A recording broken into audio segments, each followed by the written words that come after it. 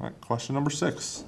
Evidence that best supports the theory of biological evolution was obtained from the...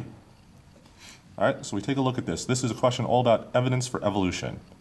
So that's something that's, a pretty big deal. We talk about that in class. You know that there's going to be probably one question each Regents usually about this. All right, so we go through and we have to just take a look at our answers again. Investigation of environmental niches. That's more about how animals live together, and that's more about right now. That's ecology. So it doesn't really have much to do with evolution. So we're going to X that out. All right, comparison of the number of cells in organisms doesn't really matter, right? You can have a one-celled organism. You could have, organisms made up of billions of cells. That doesn't really give us, the best evidence for evolution. Analysis of food chains and food webs.